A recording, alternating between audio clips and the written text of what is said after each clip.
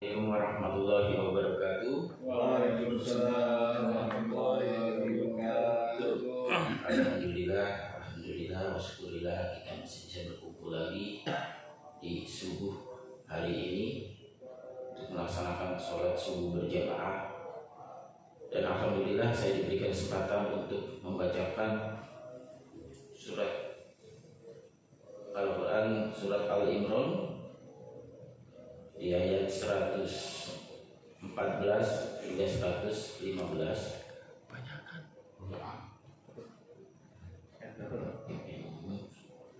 Di ayat 14 dan ayat 15. Masya Allah, Allah kayaknya belum bangun nih saya ini.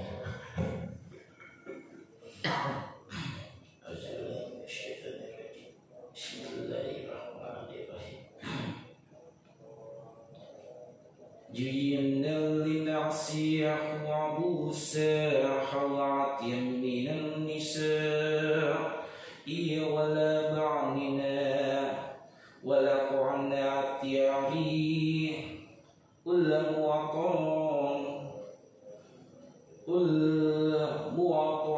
موقعاتي من الداحبي ولا فعات دعاتي والخيالي المساومة ولا أنعامي ولا حرشي ذلك متاع الحياة الدنيا والله عنده حسن المآب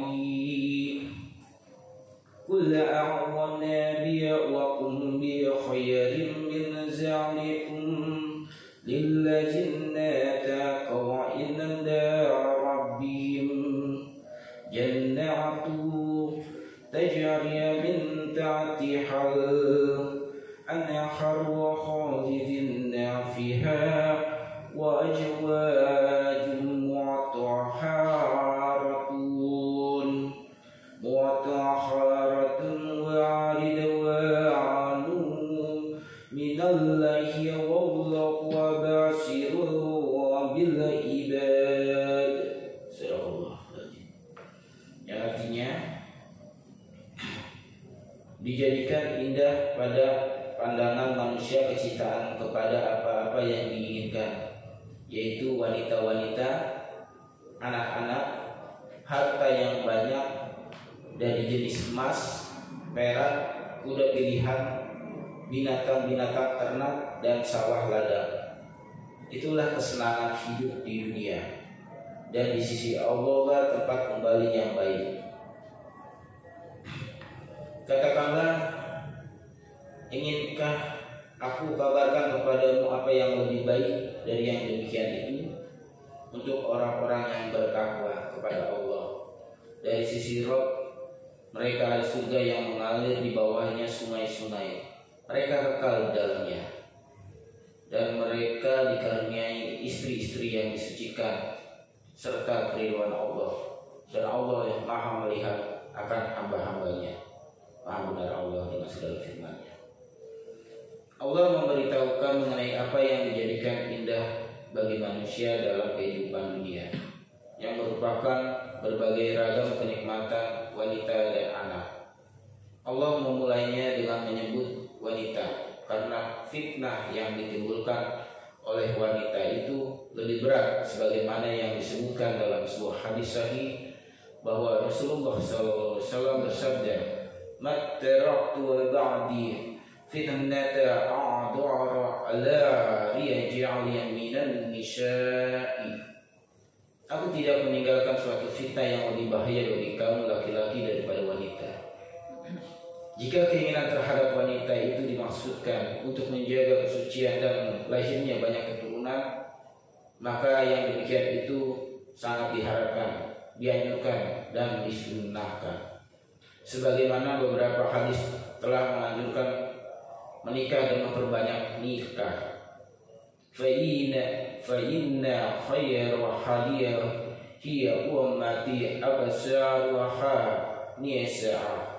Dan sebaik-baiknya umat itu yang paling banyak istrinya.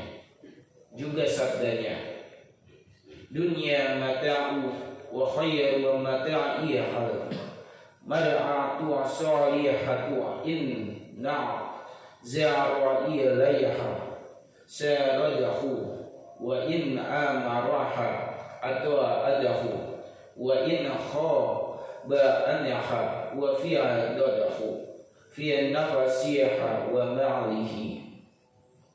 Dunia adalah perhiasan dan sebaik-baiknya perhiasan adalah wanita salihah.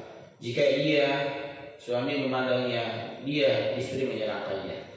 Jika memerintahkannya maka dia mentaatinya. Dan jika dia suami tidak berada di sisinya, dia senantiasa menjaga hatinya dan menjaga harta suaminya. Hadis riwayat Muslim, An-Nasai, Ibnu Majah. Dan sabda dalam hadis lain, wa biba'a ilayya nisa'u wa ti'abu wa ju'iya lada quratu ayani fi salati. Dijadikan aku menyukai wanita dan wangi-wangian, dan dijadikan kesejukan mata hatiku di dalam sholat. Kecintaan kepada anak dimaksudkan untuk kebanggaan dan juga sebagai perhiasan. Hal ini termasuk di dalam kategori ayat ini. Tapi terkadang juga kecintaan kepada anak itu dimaksudkan untuk memperbanyak keturunan dan untuk memperbanyak jumlah umat Muhammad SAW yang hanya beribadah kepada Allah semata, yang tiada sekutu baginya. Hal ini sangat terpuji sebagaimana tersebut dalam sebuah hadis, tazawwajul wa'ada wal wa'ada fa iyani mu'akasir wa bi'aq wa mu'aq wa mama yawmal qiyamati. Kawinilah wanita yang dicintai keibuan dan yang melahirkan banyak keturunan. Karena itu bangga dengan jumlah kalian yang banyak, sebagaimana umat yang terbanyak pada hari kiamat kelak. Demikian halnya dengan kecintaan kepada harta benda, terkadang dimaksudkan untuk berbangga-bangga angkuh dan sombong kepada orang-orang lemah serta menindas orang-orang fakir. Hal ini merupakan perbuatan tercela, tetapi terkadang dimaksudkan untuk memberikan nafkah kepada kaum kerabat, mempererat silaturahim, berbuat baik dan ketaatan yang terakhir ini merupakan perbuatan terpuji secara syar'i. Para musafir berbeda pendapat, para mufassir berbeda pendapat mengenai ukuran kintar. Tetapi ringkasnya kita adalah harta yang banyak. Ini sebagaimana yang dikatakan oleh Ad-Dahhak dan lainnya. Dan bahwa Ibnu Jahir telah meriwayatkan dari Abu Hurairah sebagai hadis ma'akuf seperti riwayat Waqi dan dalam tafsirnya. Dan inilah yang lebih sahih. Kecintaan kepada kuda terbagi tiga. Pertama, kecintaan memelihara kuda yang dimaksudkan untuk persiapan berperang di jalan Allah kapan dibutuhkan maka mereka pergi berperang menunggangi kudanya. Bagi mereka ini disediakan pahala yang banyak. Kedua, kecintaan memelihara kuda dengan maksud atau tujuan untuk kebanggaan, memusuhi dan menentang Islam. Tindakan yang semacam ini termasuk perbuatan dosa. Ketiga, dimaksudkan untuk mengembangbiakan dengan tidak melupakan hak Allah dalam pemanfaatannya. Maka hal ini untuk memiliki adalah sebagai penunjang kebutuhannya, sebagaimana yang dijelaskan dalam hadis yang diutarakan dalam pembahasan firman-Nya, wa a'yamulahumma asta'atum min quwwati wa min ribatil khayli. Dan siapkanlah untuk menghadapi mereka kekuatan apa saja yang kamu sanggupi dari kuda-kuda yang ditambah untuk berperang. Surat Al-Anfal 8. Sedangkan mengenai firman-Nya, al-mu'asya wa ma'a pilihan. Diriwayatkan dari Ibnu Abbas, dia menuturkan al-muwasawamah berarti yang dikembalikan dan yang sangat bagus. Demikian juga yang diriwayatkan dari Mujahid, Ikrimah, Said bin Jubair, Abdurrahman bin Abdullah bin Aziz Al-Saudi, Ar-Rabi bin Anas, Abu Sinan dan selain mereka.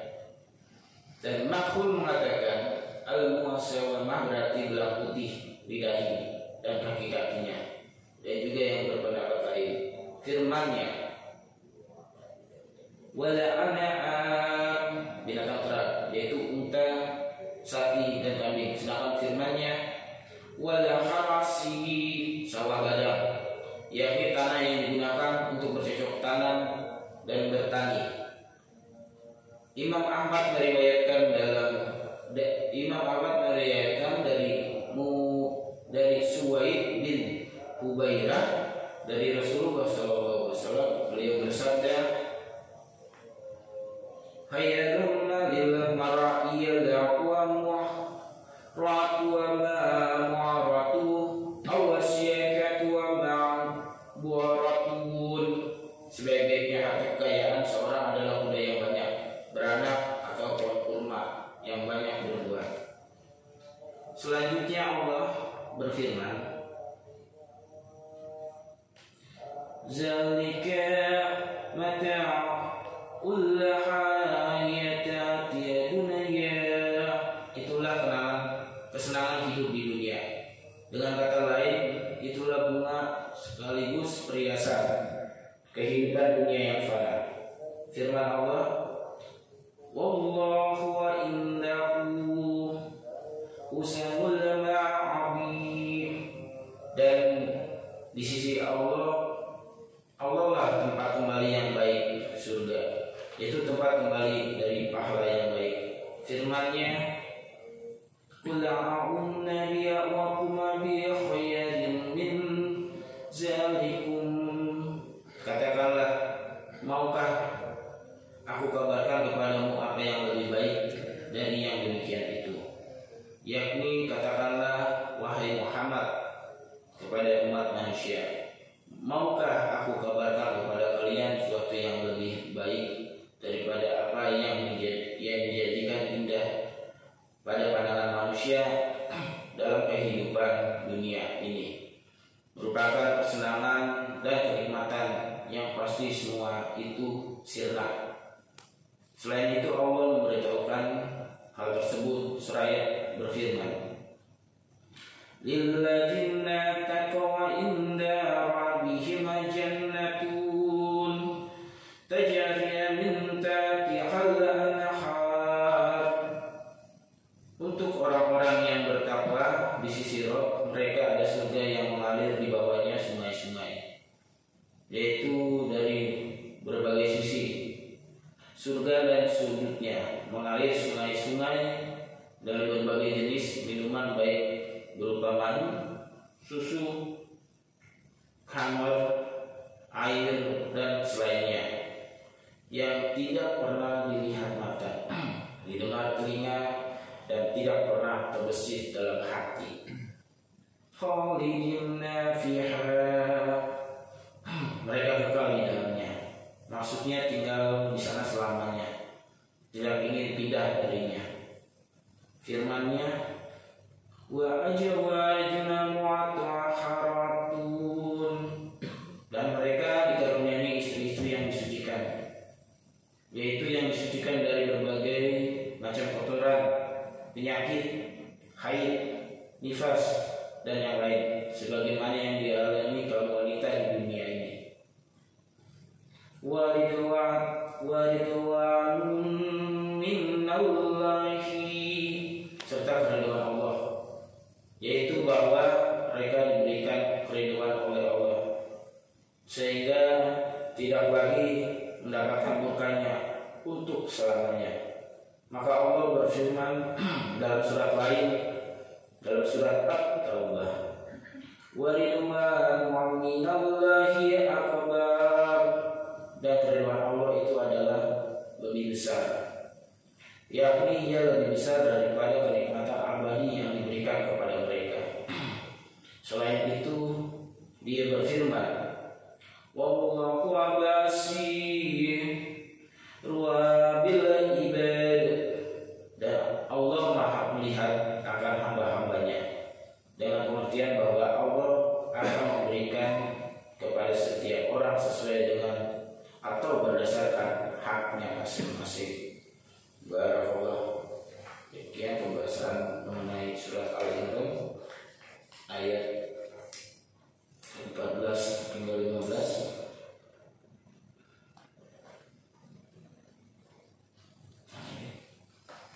Selanjutnya untuk pembacaan hadisnya.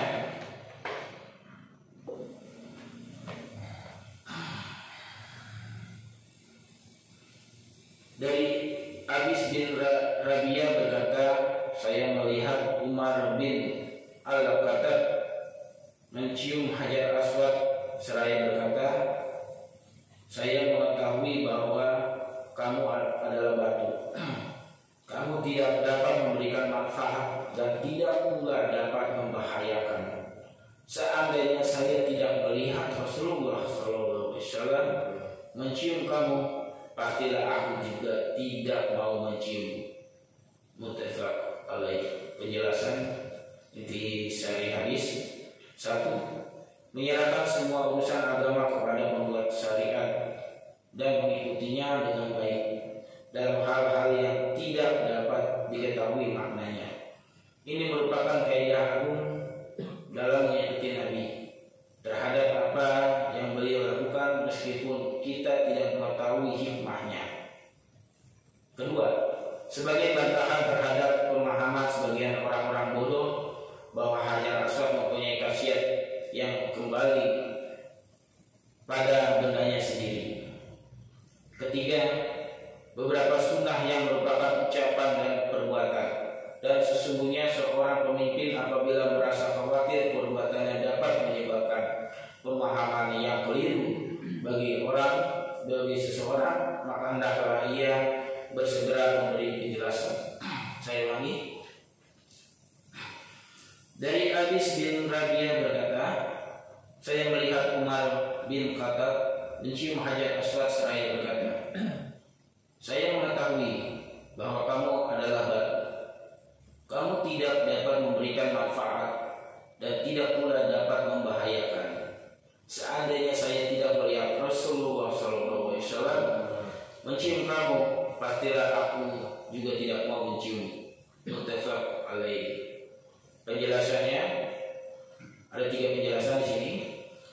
Penjelasan pertama, menyerahkan semua urusan agama kepada pembuat syariat dan mengikutinya dengan baik dalam hal-hal yang tidak dapat diketahui maknanya.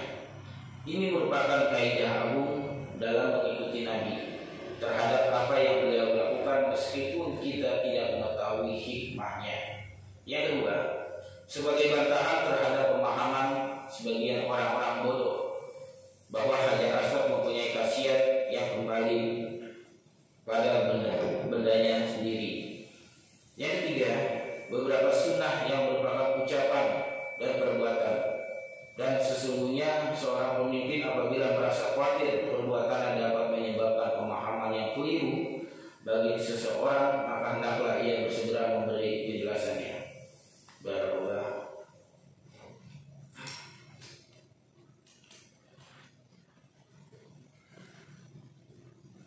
Pembacaan Quran dan hadis untuk hari ini selesai.